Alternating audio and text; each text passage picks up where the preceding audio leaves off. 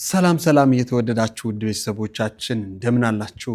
ይህ ጊዜ የተሰኘ ፕሮግራማችን ነው። እንግዲህ እንደ ጊዜው ከፍና ዝቅ የሚሉትን ሀሳቦች በተለይ በሶሻል ሚዲያ አነጋጋሪ የሆኑ ጉዳዮችን ይዘን ወደ እናንተ በቪዲዮ ቀርበን የራሳችንን ሀሳብ የምንሰጥበት እንግዲህ ፕሮግራም ነው። በጊዜ ሰብስክራይብ አላደረጋችሁ ውድ ቤተሰቦቻችን ሰብስክራይብ አድርጉ። ሁልጊዜም ቤተሰቦቻችን ሆናችሁ ደግሞ ስራዎቻችን ለምትመለከቱ ኮሜንት ለምታደርጉ ሼር ላይክ ለምታደርጉ ከልብ እናመሰግናለን። ሌሎቻችሁም እንዲሁ በአክብሮት እንድትቀላቀሉ እንጠይቃለን። እንግዲህ ወደ ዛሬ ፕሮግራማችን እናልፋለን።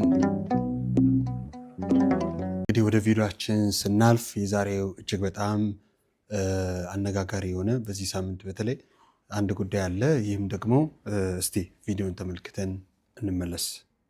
ምንድነው ምን አደረኩት ትላለህ?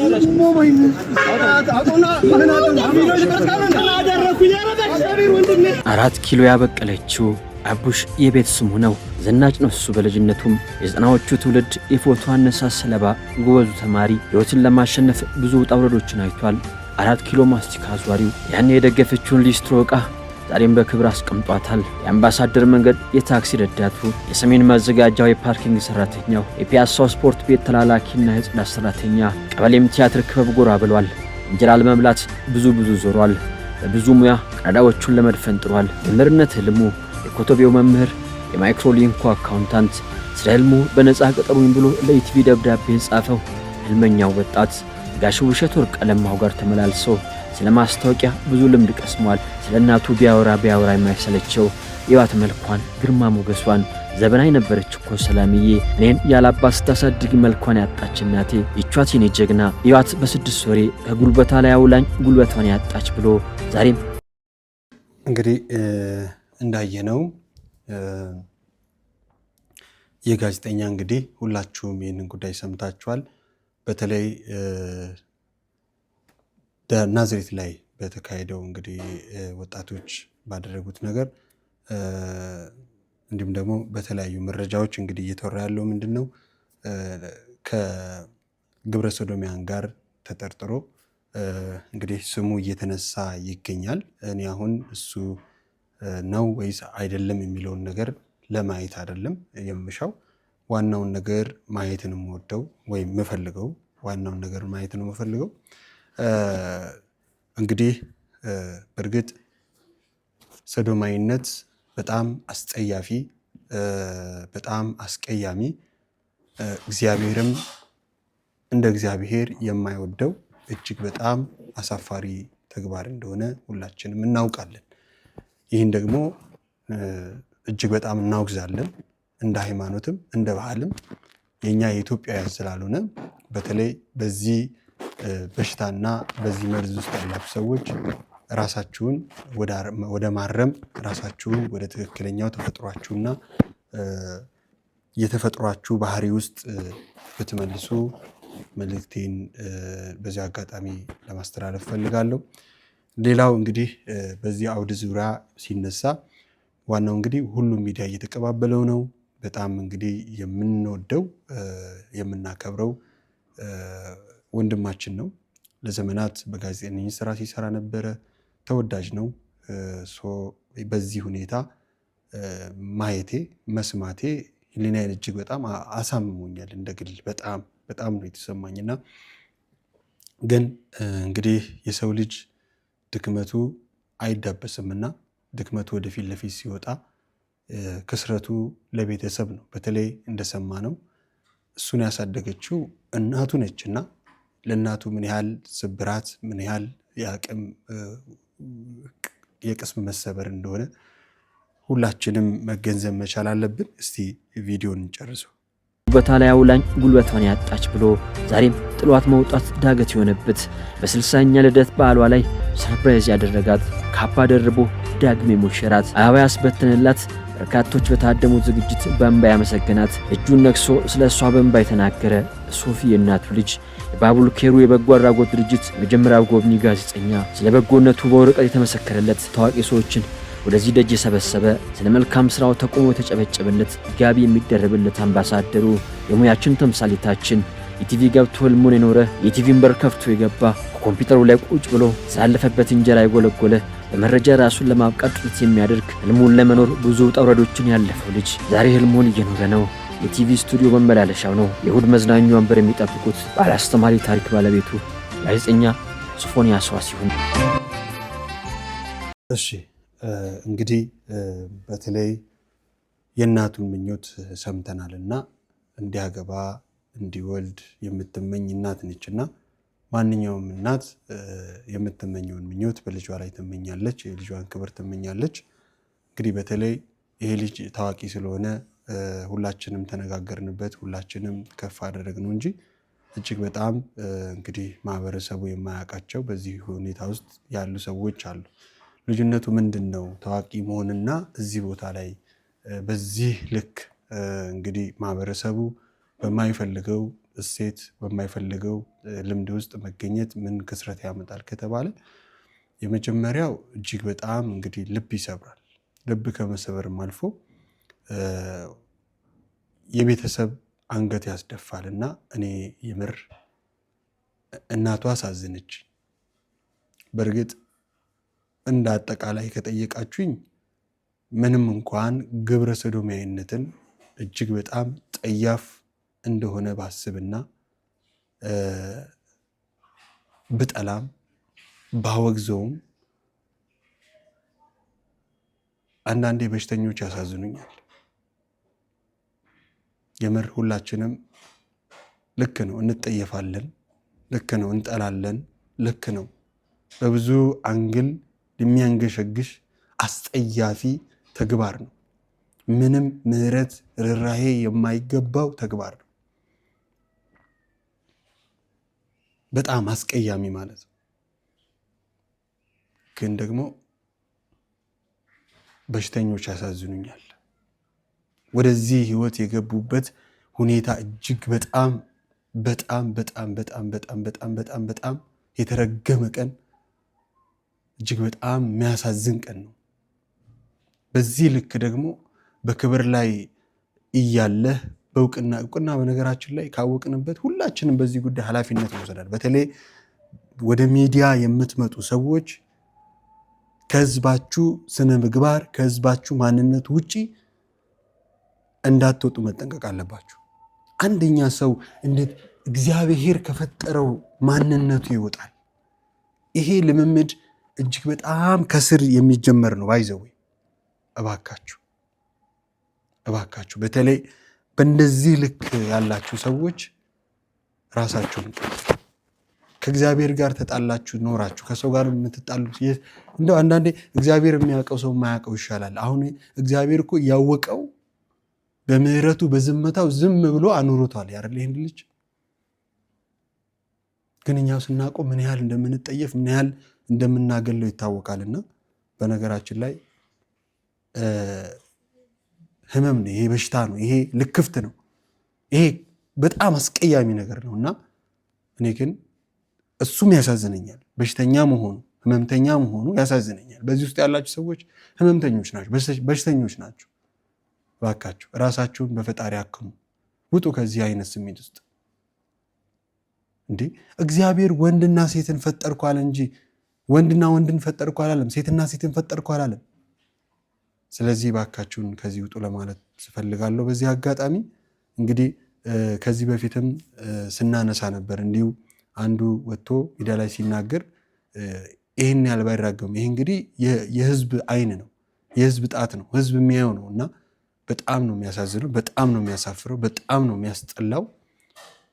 ሌሎችንም እንግዲህ ለመቃወም በተለይ እንደዚህ የናዝሬት እንደተገኙ ልጆች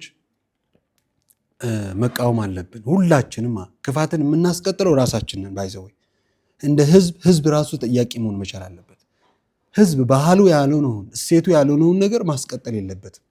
እሺ ብለን መብቱ ነው ብለን የምናስቀጥለው ከሆነ ነገ ከየስራችን ልጆቻችን እንደሚነጠቁ ማወቅ መቻል አለብን። እና ደግሞ ባካችሁን እንፍረድ።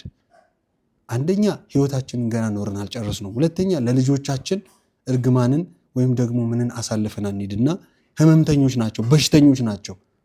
አዎ ልንታገላቸው ይገባል። ግን ደግሞ ይሄንን እፍረት ይሄንን በሽታ ልናክማቸው ይገባል፣ ልንደርስላቸው ይገባል።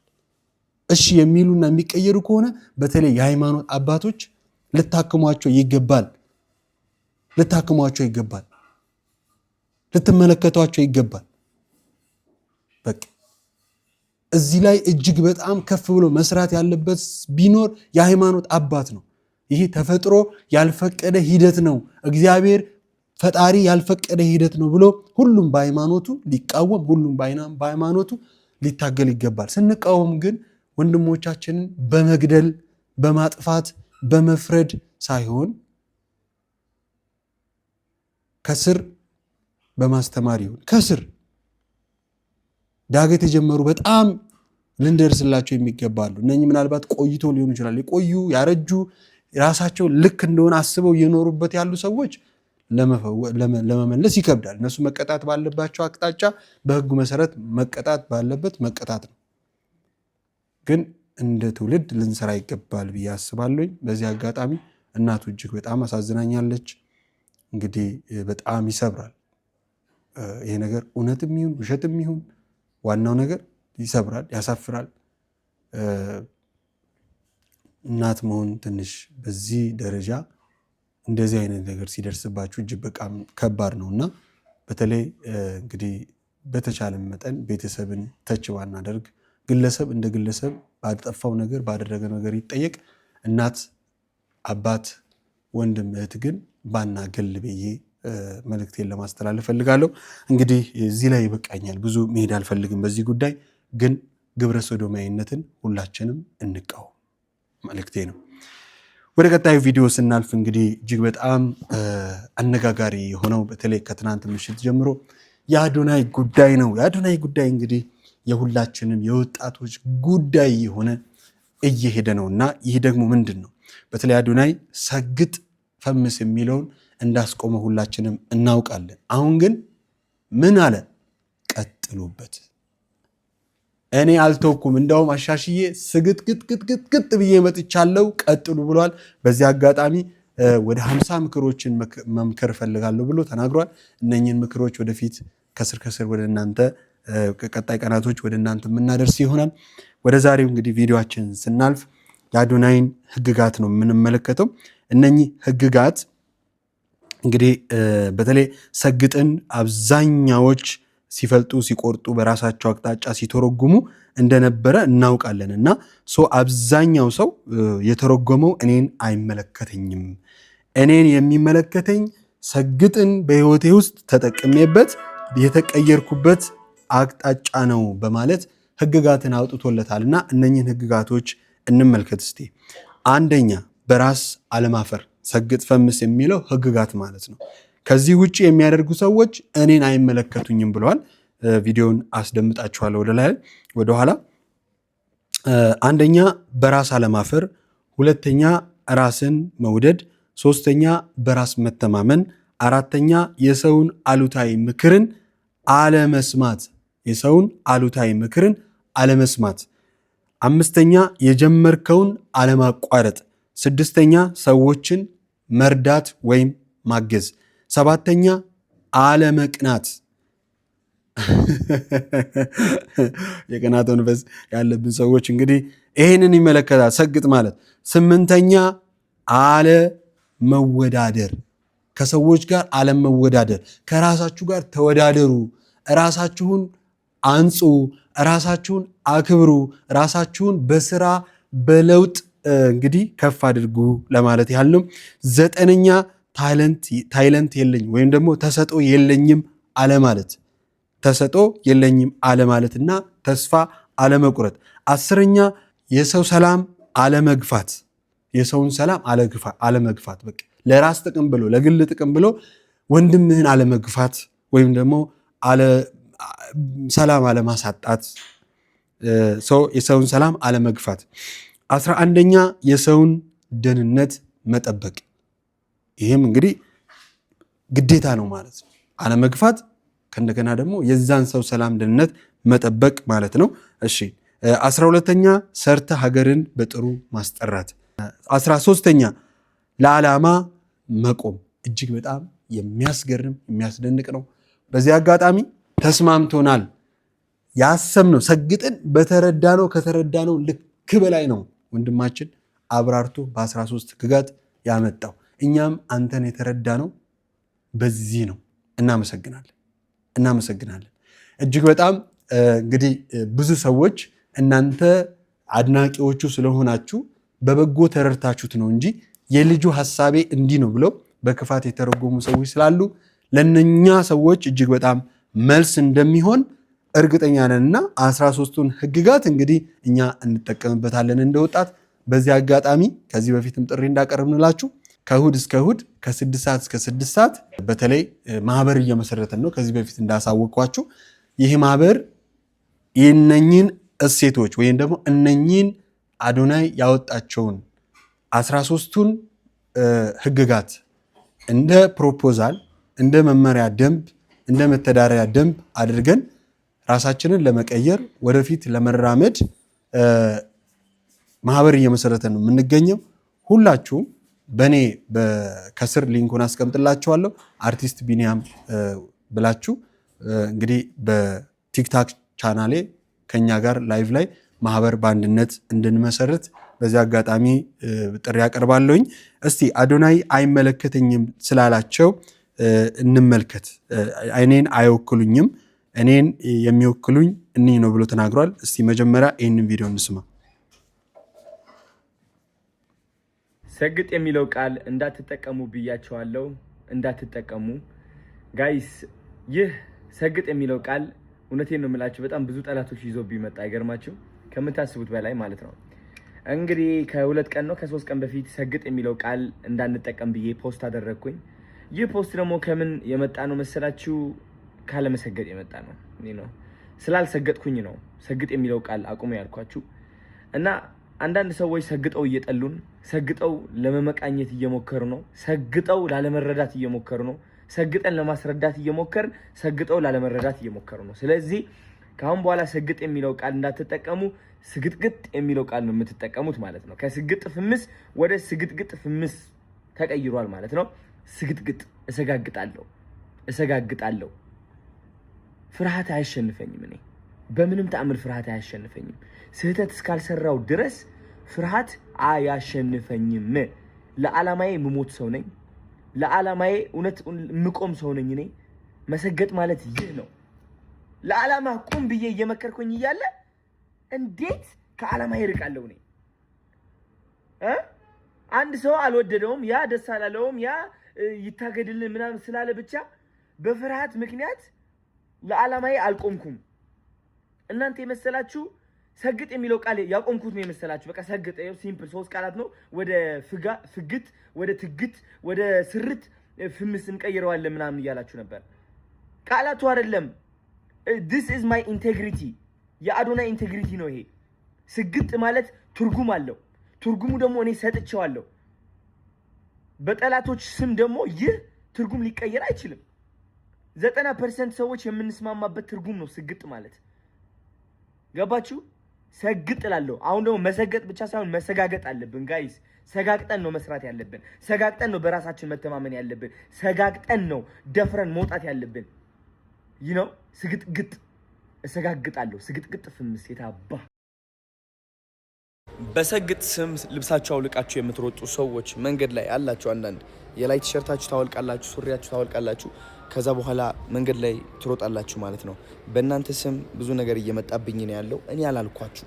መሰገጥ ማለት ይህ አይደለም። መሰገጥ ማለት ልብስህን አውልቀህ ሩጥ ማለት አይደለም። ታዋቂ ለመሆን እሱ አይደለም። አቴንሽን ለመሳብ የማይሆን ነገር የምታደርጉ ከሆነ ሰው የምታጨናንቁ ከሆነ ይህ የመሰገጥ ትርጉም እያጠፋችሁት ነው ማለት ነው። መሰገጥ ያልኩት ሊረዳችሁ ይገባል። መሰገጥ ማለት በነዛ ኔጌቲቭ የሆኑ ድምጾች ነው። ዶክተር መሆን ከፈለጋችሁ እኔ እንዴት ዶክተር ሆናለሁ እንግሊሽ እኮ መጽሐፍ ማንበብ አልቻልኩም የሚለው አስተሳሰባችሁ ሳትሰሙ መስራት መሞከር፣ ካላችሁበት ደረጃ መጀመር፣ ትምህርታችሁ ላይ መሰገጥ፣ ስራችሁ ላይ መሰገጥ፣ በቃ ይህ ማለት ነው። ከዚህ በላይ ምንም ነገር የለም። ስለዚህ ሀሳቡን አትቀያይሩት። ልብሳችሁ አውልቃችሁ የምትሮጡ ሰዎች እንግዲህ ከኔ ጋር አትያያዙም። እኔ ደግሞ ልብሳችሁ አውልቃችሁ ሩጡ አላልኩም። መያያዝም አልፈልግም። ሰማችሁኝ አይደለ? መሰገጥ ማለት እዚህ ውስጥ ነው ጋይስ። መበርታት ማለት ነው። ለዓላማ መቆም ማለት ነው። እንግዲህ እንዳየነው ሰግጥ ወደ ስግጥግጥ ተቀይሮ ከፍ ብሎ መጥቷል ማለት ነው። ሶስቴ ማለት ነው እንግዲህ በማረጋገጥ ስግጥግጥ ሆኗል። በተለይ እንግዲህ ስለመሰገጥ ስናስብ እስቲ ምናልባት የሚመስለኝ እንደኔ አዶናይ እጅግ በጣም ምሁራንን ያማከረ ወይም ደግሞ በሃይማኖትም በኩል ሰዎችን አማክሮ አንድ ሁኔታ ላይ ደረሰ ይመስለኛል። የኔ ምልከታ ነው። እስቲ ይህንን ቪዲዮ እንስማው። ከሃይማኖት አባቶች አንዱ ነው፣ እንስማው። ሰግጠህ ረግጠህ አልሰማም ብለህ ታርጌትን ምታ ነው። የመረዳት አቅሙ ትንሽ የሆነ ሰው መሰገጥ የሚለውን ቃል ወስዶ ሱሪ አውልቆ ሊሄድ ይችላል። ይሄ የልጁ ጉዳይ ነው። በመቶ ጤናማ ውስጥ አንድ እብድ አይጠፋም። ይሄ ይጠበቃል። ምንም ብታስተምር አዶናይ ሀገር እያጠፋ ነው ብሎ መንግስት ጣልቃ ግባ፣ ትምህርት ሚኒስቴር ጣልቃ ግባ ማለት በጣም የወረደ ከመሬት በታች የሆነ አስተሳሰብ ነው። አዶናይ የሚያስተምረው ትምህርት አገርን ከጎዳ፣ ትውልድን ከጎዳ፣ ብሔርን፣ ፖለቲካን፣ ሃይማኖትን የሚነካ ከሆነ መንግስት ራሱ ያያል። በቂ በላይ የሆነ አይን ያለው መንግስት ነው። ቲክቶክ ስላለ ሁሉም ሰው እንደዚህ ስልክ አድርጎ ማንኪያ ከእጁ ሲወርቅ መንግስት ይላል። ፍሪጁ አልከፈት ስል መንግስት ይላል። በሁሉም መንግስት ይላልና ቲክቶክ ያመጣው ትሬንድ ነው። ይሄ ትሬንድና ሁሉም ሰው መንግስት ስላለ መንግስት ለሁሉም ሰው አቤት አይል። መንግስት የራሱ አሰራር አለው። መንግስት የራሱ ህግ አለው፣ ህገ መንግስት አለው። የሰዎችን የሀገርን ደህንነት እስካልነካ ድረስ እንደፈለገ አንድ ሰው ማራመድ ይችላል። በዚህ ነገር ላይ ዝም ብሎ ሰዎች መንግስት መንግስት መንግስት መንግስት ትምህርት ሚኒስቴር መንግስት ትምህርት ሚኒስቴር መንግስት ስላለ ሐሳብ መቀየር የለም። በእኔ መነጽር ቃሉ በጣም ተመችቶኛል። እንግዲህ ሰግጥ በጣም አነጋጋሪ ሆኖ ነበረ። በምሁራንም እንግዲህ በጣም ብዙ ትርጉሞችን አግኝቶ ነበረ። እንደ ሀገር እንግዲህ ሰግጥ የሚለው ቃል እጅግ በጣም ከ10 በላይ የሆኑ ትርጉሞች አሉት። እንግዲህ ማጌጥንም ያካትታል። በጎ እንደውም የመጨረሻው 10ኛው ነው። ምናልባት ትንሽ አተረጓጎሙ ላይ እንጂ በብዙ ይተረጎማል። እንግዲህ ይህ ቃል ለዘመናት ለስድብ ስንጠቀሙ ስለነበረ ነው። ዛሬም እንግዲህ መልካም የሆኑ ነገሮችን ወደ ስድብ ቀይረን መጠቀም ከጀመረን የዛሬ ከኛ በኋላ የሚመጣው ትውልድ ደግሞ ያንን እንደ ዛሬ እኛ እንደተፋተግነው እኛ እርስ በርስ እንደተጣላንበት ይጣላበታልና መልካም የሆኑ ቃላቶችንና መልካም ነገሮችን እባካችሁ ለክፉ ዓላማ አንጠቀምበት። ለክፉ ስድብ ወይም ደግሞ የሆነ ሰዎችን ተች ለማድረግ ባንጠቀምበት። መልካም ነገር እንደ መልካምነታቸው ከፍ እያሉ ትውልድን ይዞ ቢሄዱ መልካም ነው ለማለት እንወዳለን። እንግዲህ ሰግጥ ሰዎች ካሰቡበት እጅግ በጣም ርቆ መልካም እንደሆነ ጥሩ እንደሆነ ብዙ ትርጓሜ ተሰጥቶታል።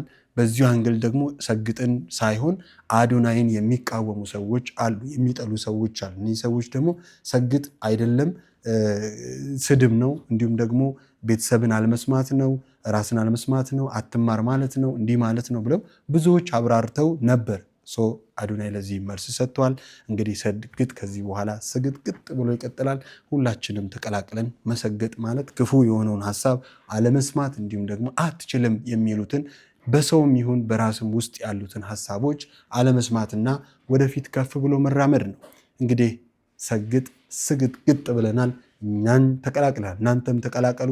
በቲክታክ ቅድም እንደነገርኳችሁ ማህበር እየመሰረተን ነው። ሁላችሁም ፍቅር ሶሻል የተሰኘውን አብረን እንቀላቀል፣ ለሀገር አብረን እንስራ። በተለይ በዚህ አጋጣሚ ልጆቻችን እየመሩ ነበር በሶሻል ሚዲያው እና እውቀት ያላችሁ ለምሁራንና እንዲሁም ደግሞ የሚመለከታችሁ በየትኛውም ዘርፍ ያላችሁ ሰዎች እስከዛሬ ጠልታችሁ ወይም ንቃችሁ ወይም ደግሞ ቲክታክን ወደ ታች አወርዳችሁ ነው የኖራችሁትና እኛ ደግሞ የተበላንበት ዋናው ነገር እዚህ ጋር እንደ ሀገር ቁማር የተበላንበት ለምን ብትሉኝ ትውልድ እየተቀረጸ ወደ ሶሻል ሚዲያው ቢመጣ የሀገር አልባሳትን ሀገር ማስተዋወቅን እንዲሁም ደግሞ ራስን በጥሩ ነገር ማበልጸግ ላይ ይሰራል እና ትውልዳችሁን ልጆቻችሁ እናንተን እንዳይመሯችሁ እናንተ ሶሻል ሚዲያ ውስጥ ገብታችሁ ትምህርት በመስጠት በማነጽም እንድትሰሩ በዚህ አጋጣሚ በአክብሮት ጥሬን አቀርባለሁ። ስለዚህ ሁላችንም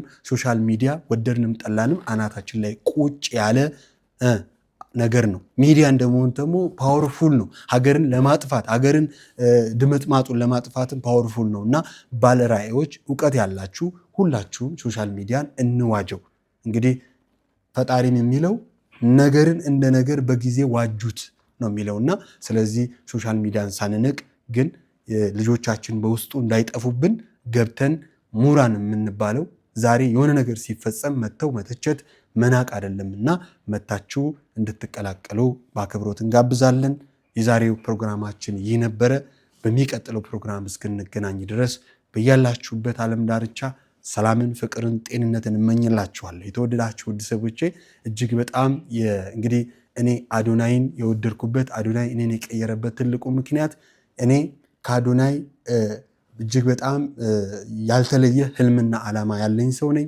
በግሩፑ እንግዲህ ምናልባት ከስር ባለው የድንቅ 24 ሚዲያ የታችኛው ገብታችሁ ቪዲዮዎችን ማየት ትችላላችሁ። ወጣት ላይ መስራት ፈልግ ነበር። ከጅምሩ ድንቆችን ፍለጋ የሚል ፕሮግራምን እሰራ ነበር እና ወጣቶች ላይ እየሰራው በነበረበት ጊዜ እጅግ በጣም ብዙ ዋጋ ከፍያለሁ። ወደ ላይም እንዳልሄድ ወይም ደግሞ እንግዲህ ብዙ ዓመታት ኦልሞስት ወደ 10 ዓመታት በፊልሙ ዓለም ውስጥ ቆይቻለሁ። ግን የተሻለ በተለይ ሶሻል ሚዲያ ከመጣው ጀምሮ ራሴን ወደ ፍምስና ወይም ደግሞ ወደ ሰዎች ለማድረስ የከበደኝ ትልቁ ምክንያት ምንድነው የምትሉ ከስር ሰራ ነበር። ወደኋላ ተመልሼ እኔ ፌመስ ሳልሆን እኔ ራሴን ሳልቀይር ከስር ሰራ ነበር። ከላይ ካስት እያደረግኩኝ ታዋቂዎቹን ከስር ደግሞ ሞር ኦፍ 75% ወር 80% ወጣቶች ከኔ ጋር እንዲሰሩ አደርግ ነበረ። በዚህም ደግሞ ብዙ ኪሳራ ደርሶብኛል።